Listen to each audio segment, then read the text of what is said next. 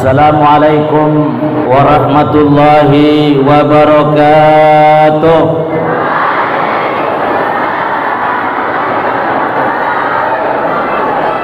Alhamdulillahi wa kafa, wassalatu wassalamu ala sayyidina Muhammadinil Mustafa wa ala alihi wa ashabihi ahli sidqi wal wafa. Amma ba'du. Yang sama-sama kita hormati, kita cintai dan kita banggakan Bapak Rektor Universitas Mataram Profesor Insinyur Bambang, Bapak-bapak para Wakil Rektor UNRAM yang hadir pada hari ini. Begitu juga Bapak-bapak para Dekan. Dan tentu tidak lupa saya ingin sampaikan salam hormat saya, salam takzim dan salam penuh cinta kepada keluarga besar Yayasan Muslim Cendekia. Dalam hal niki istri dari pendiri yayasan ini, almarhum Profesor Insinyur Haji Sunarpi PhD, sahabat, teman dan guru saya beliau itu. Istri beliau Profesor Widi, putra beliau Dr. Eko. Saya sering manggilnya Dr. Eko, walaupun sebenarnya namanya Eka ya. Eka apa Eko? Eko. Para alim ulama, para santri, singkatnya hadirin dan hadirat, kaum muslimin dan muslimat rahimakumullah. Izinkan saya pada pagi hari ini untuk sedikit mengenang almarhum Profesor Insinyur Haji Sunarpi PhD yang tidak pernah saya lupa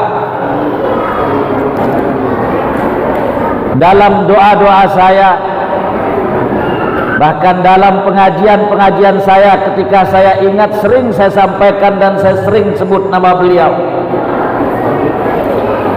Dan mohon maaf Ibu Prof Widi,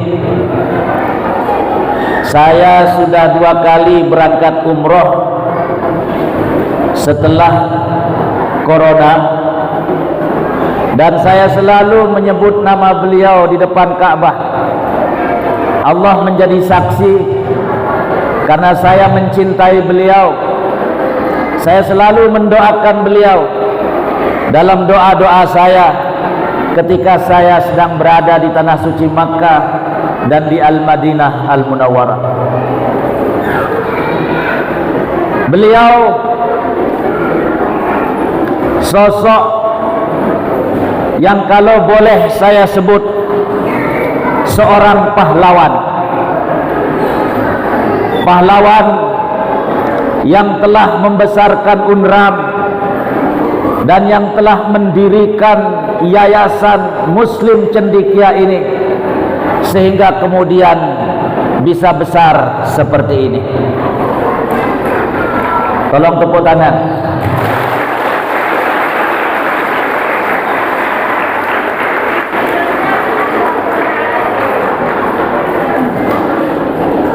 Ada ungkapan ulama mengatakan, al khairu liman sabaqa wa in ahsanal khalaq.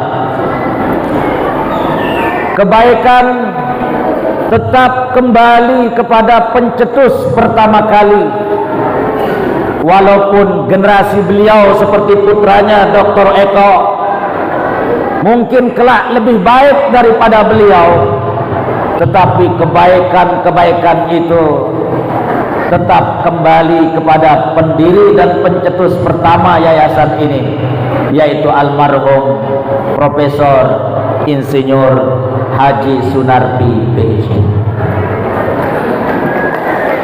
Tepuk tangan.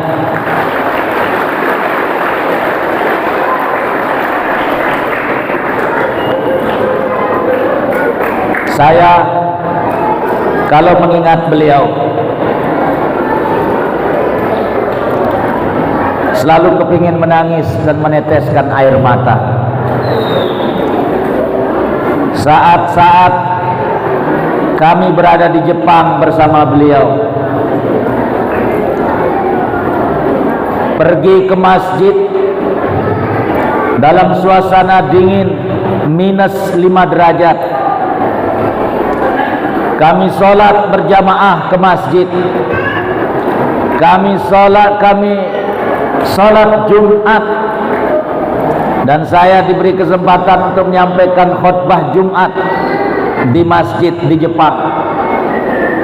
Itu tidak terlepas dari jasa-jasa almarhum Profesor Insinyur Sunarpi PhD.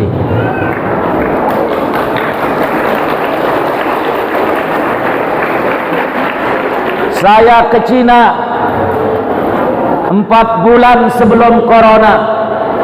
Waktu itu putra beliau Dr. Eko juga ikut menyertai perjalanan itu.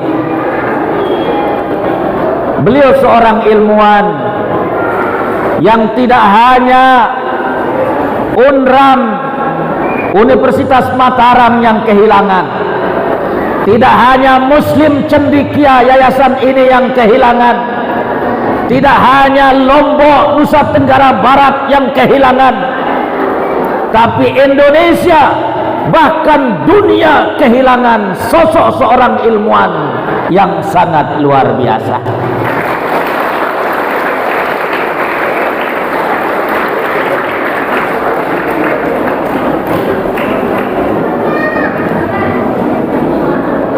Hadirin hadirat yang dimuliakan Allah Subhanahu wa taala.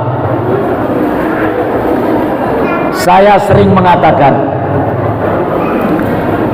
manusia itu terbagi menjadi 4. Pertama, manusia disebut sebagai manusia yang hidup dalam kehidupan.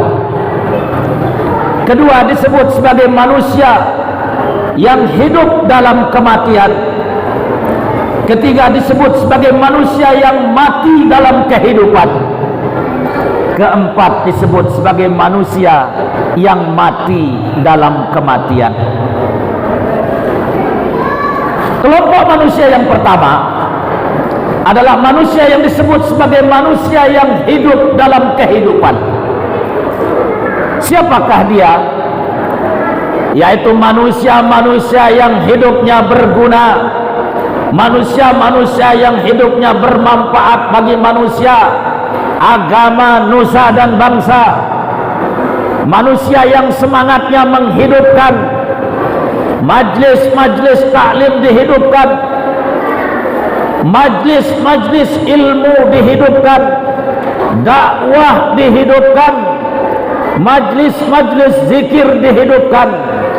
Di mana ada orang kelaparan, ia datang memberikan makanan. Di mana ada orang membutuhkan bantuan, ia datang memberikan pertolongan. Inilah manusia yang disebut sebagai manusia yang hidup dalam kehidupan, yang disebut oleh Rasulullah SAW dalam satu hadisnya, khairun nas anfa'uhum linnas. Sebaik-baik manusia adalah manusia yang bermanfaat dan berguna bagi manusia yang lainnya. Ini kelompok manusia yang pertama. Kelompok manusia yang kedua, anak-anakku sekalian, para santri, santriwati, siswa dan siswi, perhatikan.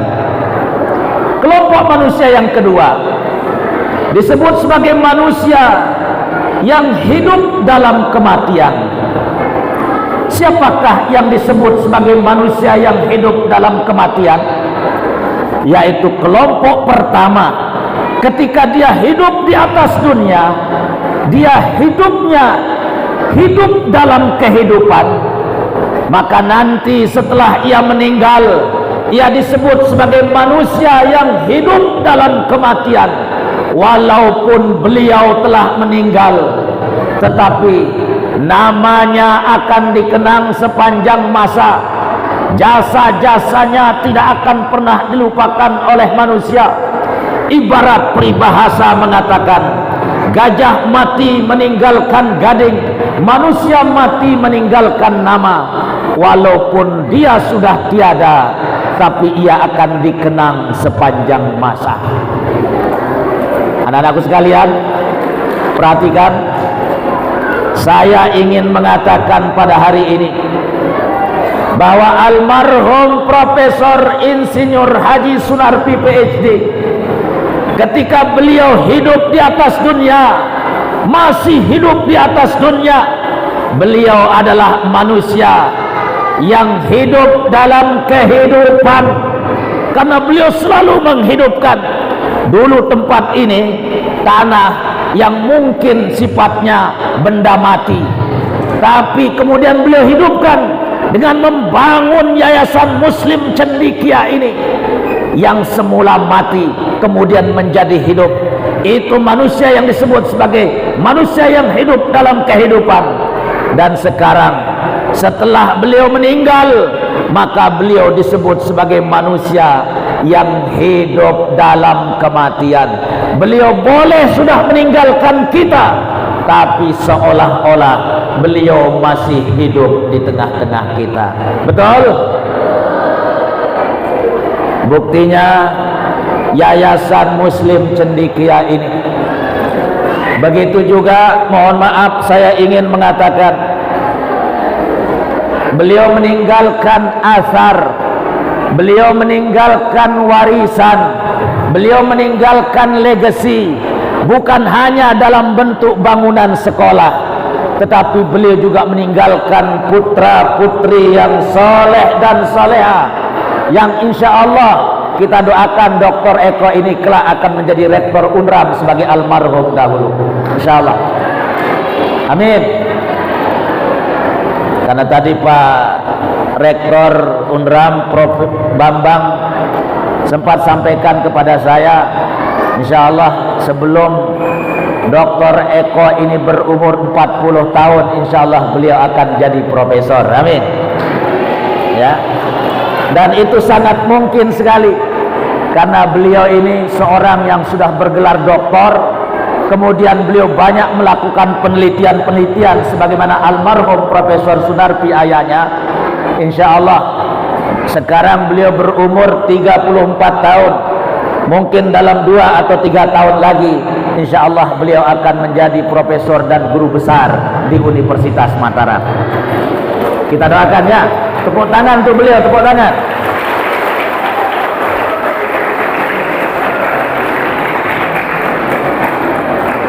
Baik, kelompok manusia yang ketiga, perhatikan. Kelompok manusia yang ketiga disebut sebagai manusia yang mati dalam kehidupan. Siapa manusia-manusia yang disebut sebagai manusia yang mati dalam kehidupan? Manusia-manusia preman, manusia-manusia yang kemana ia pergi orang merasa tidak nyaman, kemana ia pergi ia membawa aroma mati, orang-orang tidak senang dengan kehadirannya. Manusia-manusia durjana yang setiap hari kerjanya hanya menumpuk-numpuk dosa, melakukan maksiat dan pelanggaran. Ini orang disebut sebagai kelompok yang ketiga, yang disebut sebagai manusia yang mati dalam kehidupan. Ia masih hidup di atas dunia, badannya segar, bahkan bisa jadi tampangnya tampan rupawan, tetapi hidupnya tidak berguna, maka seolah-olah ia sudah dianggap mati dan sudah meninggalkan dunia. Mau kalian jadi manusia yang ketiga ini? Ada yang mau jadi kelompok manusia yang ketiga ini? Saya yakin gak ada. Kelompok manusia yang keempat adalah manusia yang disebut sebagai manusia yang mati dalam kematian. Siapa manusia yang disebut sebagai manusia yang mati dalam kematian? Yaitu kelompok manusia yang ketiga, Ketika ia hidup di atas dunia, ia disebut sebagai manusia yang mati dalam kehidupan, hidupnya tidak berguna. Maka begitu ia meninggal dunia dan belum bertaubat kepada Allah Subhanahu wa taala, maka ia disebut sebagai manusia yang mati dalam kematian. Menon mati cep cerita di narak sak solah-solah yang tersebut tidak ada kebaikan-kebaikan yang dikenang. Bahkan ketika ia meninggal, banyak orang yang merasa bersyukur atas kematiannya karena dunia menjadi aman. Dek, anak-anakku sekalian, tentu kita semua tidak ingin menjadi manusia yang ketiga dan keempat, betul? Maka jadilah kalian menjadi manusia yang hidup dalam kehidupan, supaya kelak ketika meninggal menjadi manusia-manusia yang hidup dalam kematian. Amin. Itulah pesan singkat saya dalam peringatan haul kedua almarhum Bapak Insinyur Profesor Insinyur Sunarti PhD, dan mohon izin Ibu Prof Widi, saya tanggal 10 Januari insyaallah akan berangkat umroh lagi. Setelah corona saya berangkat 2 kali, dan tadi saya bercerita selalu saya menyebut nama almarhum ini di depan Ka'bah, Prof Widi. Selalu saya doakan beliau karena beliau adalah sahabat saya, teman saya, guru saya. Selalu sering dalam perjalanan seiring sejalan bersama beliau.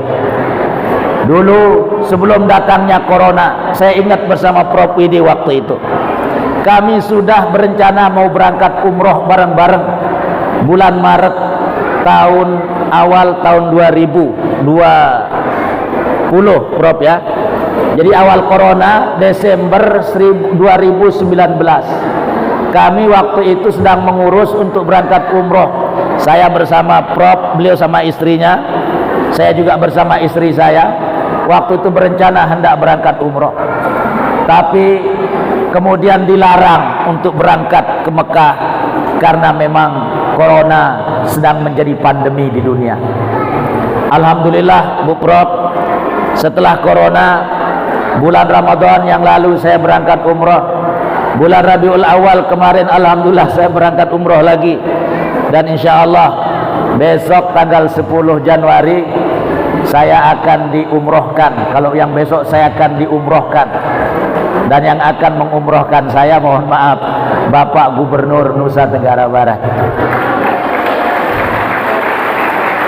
Akan mengawal beliau umroh bersama istrinya dan anak-anaknya. Saya diminta untuk menemani beliau berangkat umroh. Ya saya diajak pasti maulah. Betul nggak? Insya Allah. Maka saya mohon maaf, mohon izin juga Ibu Prof Widi, karena saat ini ada acara di pondok kami, hari pelepasan santri bersama seluruh waris santri sedang berkumpul di pondok. Acaranya semula jam 8, tapi saya minta diuntur jam 10 karena saya akan hadir di sini. Jadi setelah saya nanti mengucapkan salam, saya mohon izin untuk meninggalkan tempat ya, karena saya tidak bisa mengikuti acara sampai akhir. Itulah pesan-pesan saya kepada kita semua. Mari kita menjadi manusia yang hidup dalam kehidupan, supaya kelak ketika kita meninggal, kita menjadi manusia yang hidup dalam. Coba di antara kalian sebelum saya tutup, siapa yang bisa menyebutkan 4 kelompok manusia tadi? Coba angkat tangan. Coba sini. Tolong sebutkan 4 pembagian manusia yang tadi saya sampaikan. Sebutkan namanya dan dari mana. Ya. Assalamualaikum warahmatullahi wabarakatuh. Nama saya Sofi Bikira Salsabila dari Balikula, dari Universitas Indonesia. 4 pembagian manusia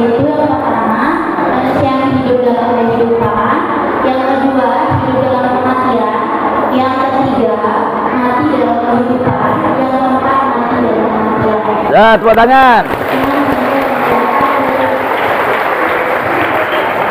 Kurang lebih mohon maaf.